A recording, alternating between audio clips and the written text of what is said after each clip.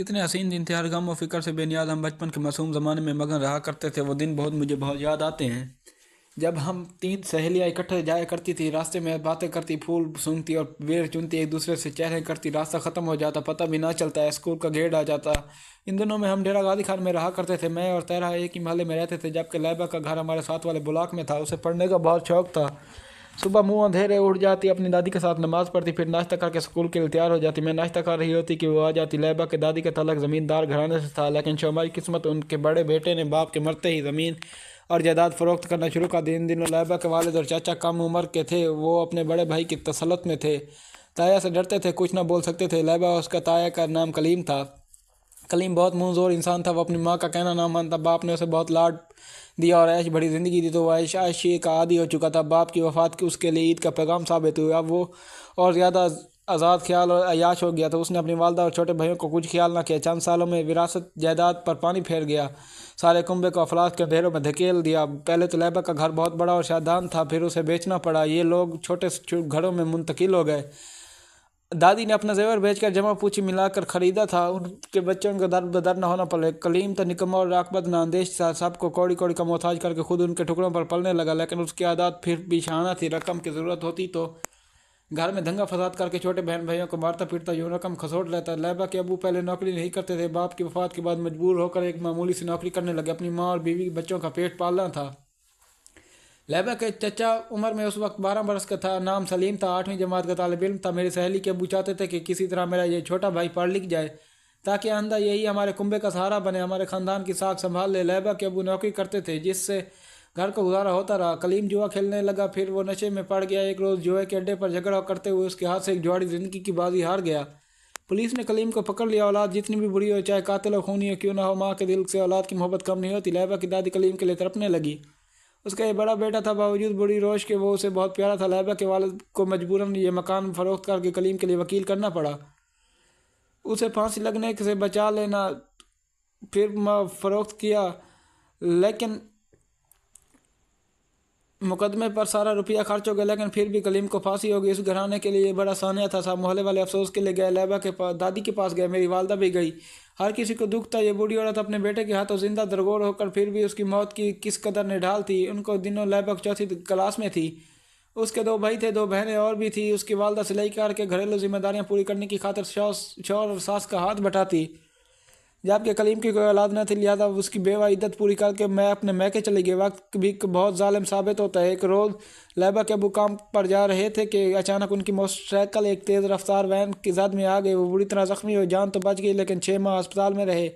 ڈاکٹروں کو ان کی ایک ٹانگ کاٹنی پڑی جو وین کی میں آ کر کچل گئی تھی۔ وہ گھر آئے تو معذور ہو چکے تھے، نوکری چھوٹ گئی تھی۔ لائبہ کے چچا نے چاہا کہ پڑھائی چھوڑ کر مزدوری کر لے، لیکن کہنے کو کی ڈوبتی کشتی کو سہارا دے، مگر انکل سلیم نے چھوٹے بھائی کو ایسا نہ کرنے دیا۔ مجبور ہو کر وہ تعلیم کو جاری رکھے، کیونکہ اپنی یہی لڑکا ان کی آخری امید کا سہارا تھا۔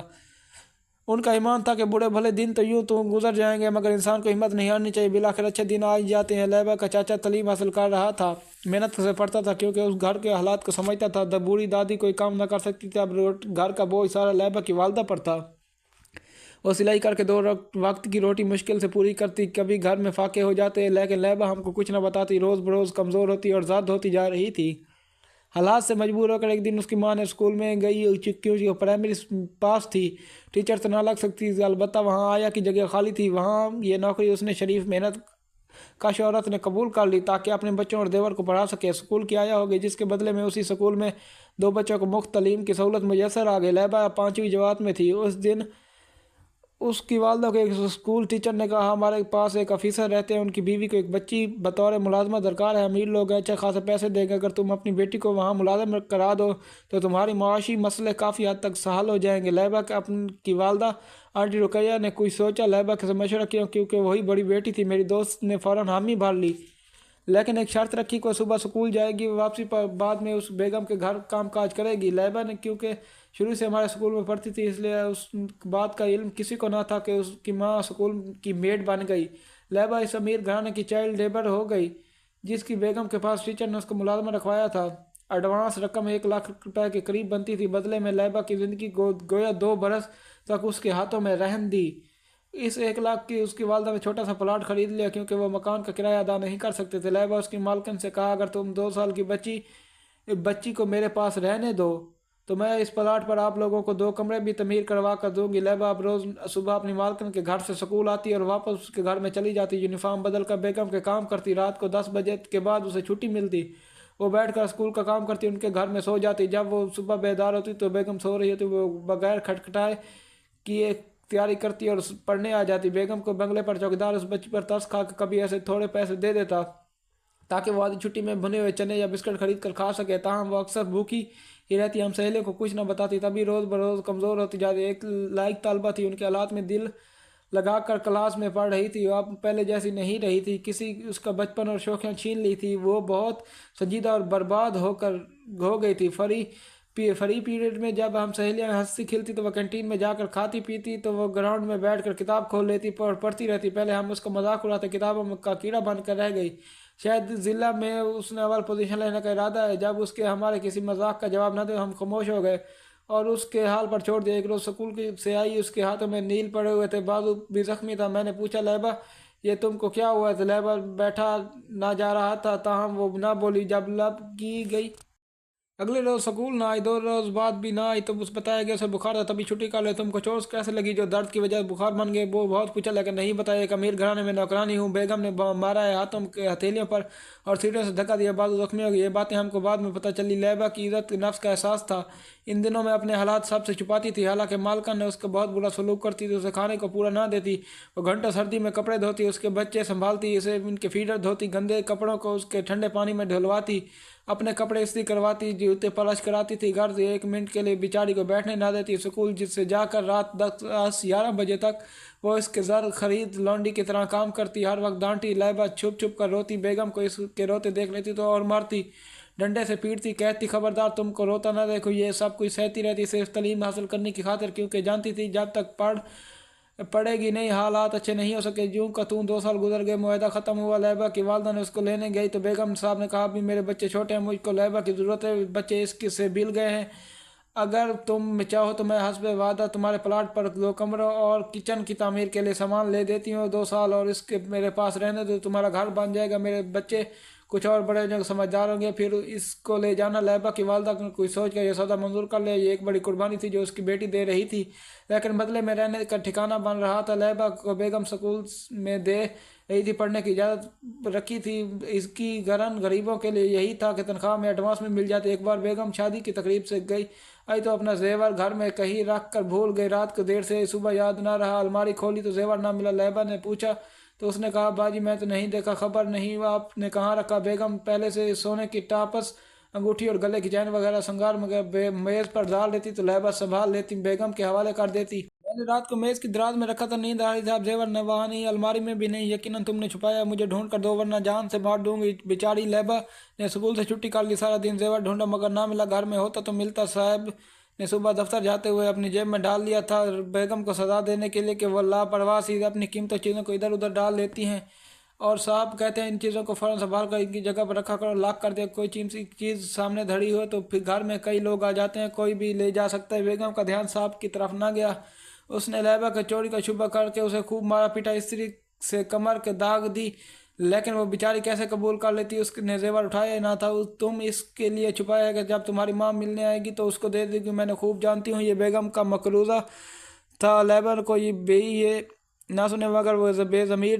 پھر بھی چپ رہی، کسی کو گھر کے معاملے میں کیسے مداخلت کر سے۔ شام کو صاحب آئے تو لہبا فرش پر پڑی سسک رہی تھی، انہوں نے بیوی سے پوچھا کیا ہوا تو اس نے مردود نے زیور چھپا لیا جو کل رات میں شادی پر پہن کر گئی تھی، کیونکہ گھر میں اس کے سوا کوئی اور نہیں، اچھی طرح ڈھونڈا، کہیں رکھ کر بھول گئی ہو، تمہیں بھولنے کی عادت ہوگی، اچھی طرح ڈھونڈو، کہیں نہیں ہے، ساری الماری چھان لی، اگر تم نے نہ حق اس بیچاری کو زد و کوب کیا ہے، یہ لو زیور، تم کو سبق سکھانے کے لیے تھوڑی دیر پریشان کیا۔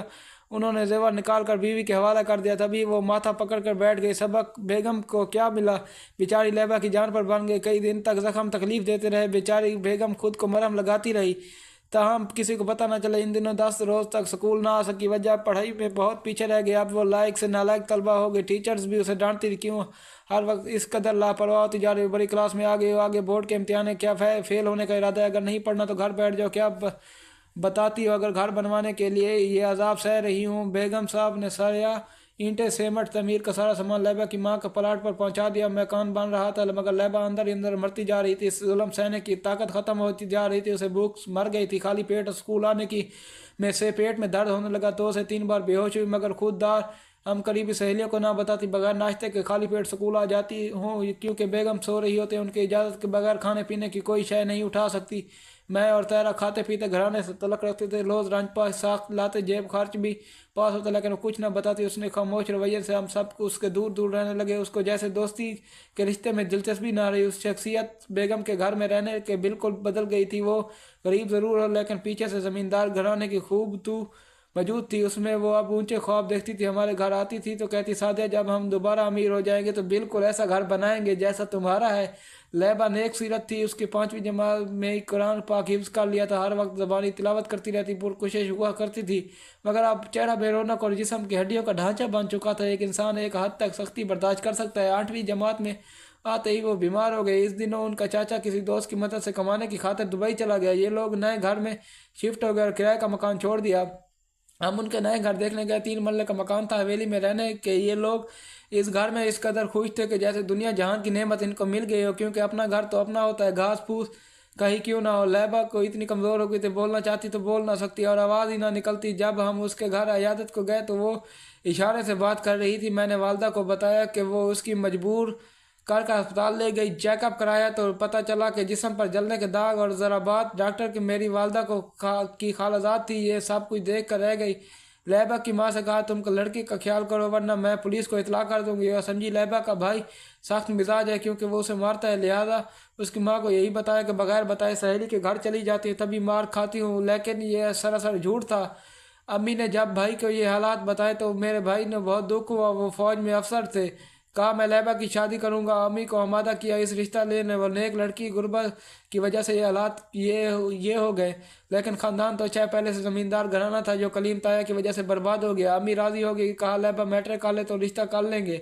इम्तिहान नज़दीक आया कि पेपर वाले दिन पर्चा हल कर रही थी कि कलम उसके हाथ से गिर गया।